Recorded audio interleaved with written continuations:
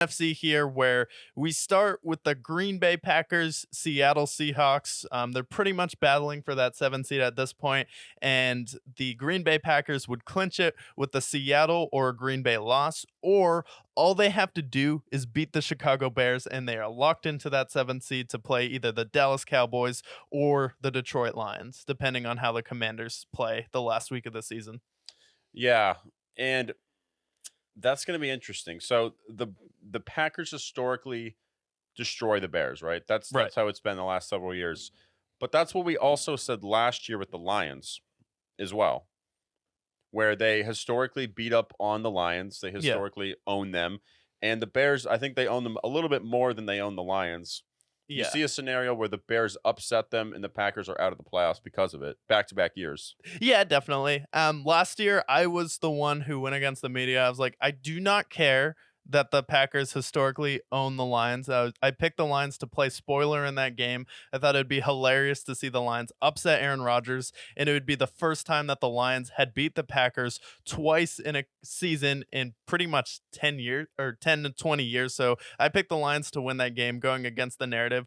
I think the Chicago Bears have a really good chance, and honestly, my gut feeling says the Bears are going to win.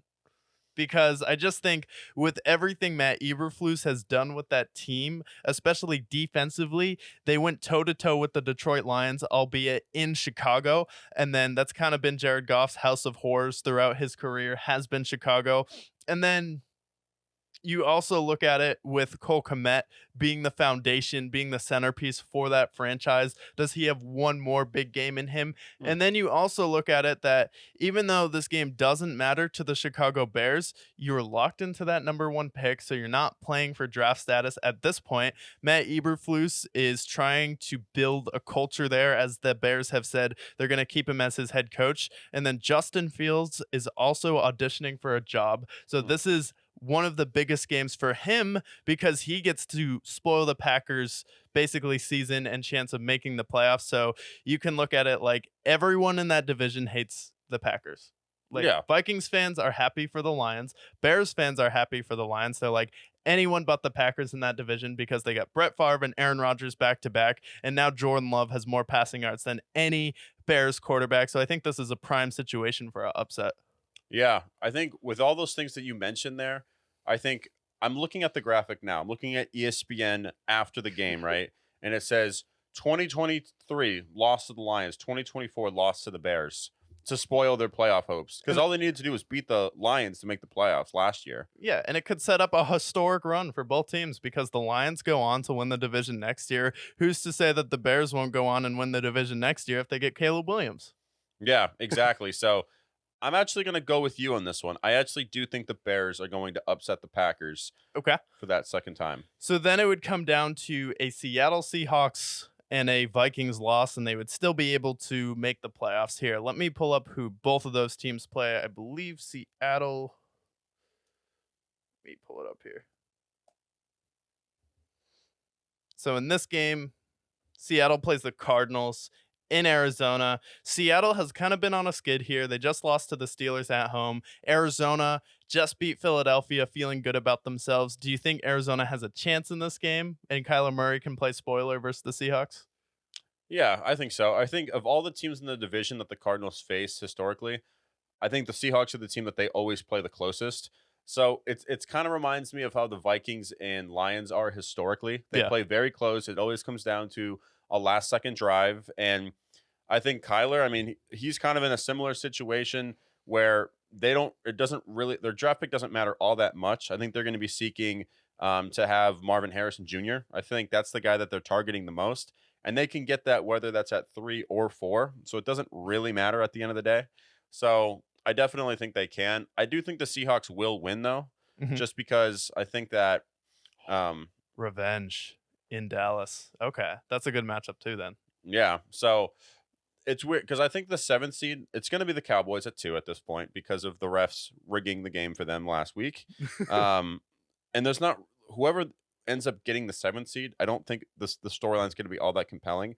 I'm Yeah. actually rooting for the Seahawks in that one because of what happened not too long ago, a couple weeks ago. Yeah, I would love to see Deron Bland get cooked by DK Metcalf because Seattle proved they can go toe to toe with them. That was with Geno Smith being injured. That was with Geno Smith being banged up here. That is with the Seattle Seahawks feeling slighted last time. That is with Pete Carroll having all this ammunition. That is with him being able to call his buddy Dan Campbell, like, hey, we felt screwed too. Can you get me hyped up for this game? And he's like, fuck yeah, buddy. I'll hype you up for this game. And then also, Kenneth Walker didn't play in that game. And That's that's true. a key piece for the Seattle Seahawks. They're running it with their backup running back. Is Kenneth Walker going to play in this game? Hell yeah, he's going to play in this game. And that's their elite running back. And then Geno Smith versus Dak Prescott. Is the gap really that big? No, not really. And then when you look at the Seattle Seahawks weapons, uh, they're kind of better than Dallas at this point. I would say Kenneth Walker and Tony Pollard. There's not a huge gap between them. Maybe you take Tony Pollard there. I would say Kenneth Walker You personally. take Kenneth Walker, but like Mhm. DK versus CeeDee Lamb, I would say CeeDee Lamb is better, but DK Metcalf's ceiling is slightly higher if his team would just get him the ball. And then you look at Tyler Lockett has experience, okay. And then you look at Jackson Smith and Jigba, he's better than the Cowboys three. Then you look at Will Disley and Noah Fant versus Jake Ferguson. It's like It's not Se- that crazy. Seattle can go pound for pound for them, and they already proved that. Yeah, exactly. I mean, it came down to just a bunch of penalties for the Cowboys to end up winning that game. So, yeah, I don't think that's a crazy story by any means. I would take CeeDee Lamb. I think I would still take Brandon Cooks over Tyler Lockett, but when it comes to Jackson Smith and Jigba and Michael Gallup, it's not particularly close. Tight ends, it's kind of a wash. Running backs, I take the Seahawks. Quarterbacks, like doesn't really matter to me. Yeah. Honestly, doesn't really move the needle for me much. It So really depends on the day with Dak and Geno Smith. It's like a day-to-day type of thing, but I don't think that the Cowboys are as dominant as the San Francisco 49ers, so I actually think Seattle has a good shot to upset them, either them or the Packers if they play the Cowboys. yeah, I think so too. Okay, so we both have Seattle slipping into that one seed. Don't really think the Saints have a chance. They would have to basically have all of these teams lose and then or they have to win their division to make it. Yeah, Okay, so Saints have to win their division, and then if the Saints and the Buccaneers lose this week, then the Atlanta Falcons would make it. Do you see the Tampa Bay Buccaneers losing to the David Tepper-led Carolina Panthers, or do you think no amount of beers poured on fans will help the Buccaneers win this game? I think the Bucks annihilate them. We saw what happened when they got annihilated last week against the Jaguars, who were reeling. The Bucks are still playing good football. Baker Mayfield, he's in that conversation as well.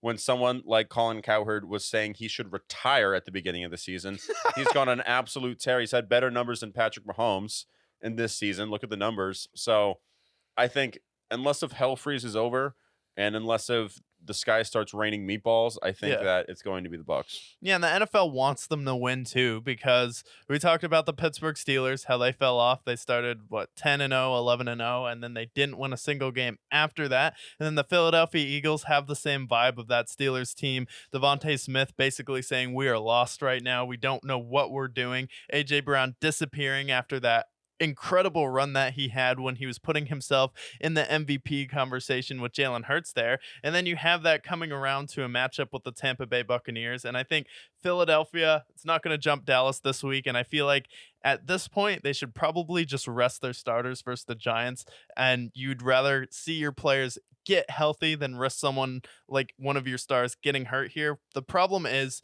your run defense and your front seven is really good. So if you face off against Tampa Bay, they don't run the ball. They just throw it down the field to Mike Evans, Chris Godwin, and Kate Otten. So it's like your greatest weakness is Tampa Bay's offense's greatest strength. And what Yeah. Bill Belichick does, make you play left-handed. Well, the Philadelphia Eagles can't do that because they just let C.J. Gardner-Johnson walk to the Detroit Lions. Yeah, and I think the Bucks, with all that momentum, they're also playing with house money. We projected them to go 1-16 this year. 2-15, yeah. Yeah, we were expecting them to be absolutely terrible, and I mean Baker Mayfield's had this renaissance with him. We mentioned the Colin Cowherd quote when they said earlier this year he would be home, basically just retire from the NFL. Yeah. And now they're a really solid team. I think they win this division. I pray that they win this division because I would hate to see the Saints or the Falcons in the playoffs. And I know they're not in this division, but also the Vikings as well.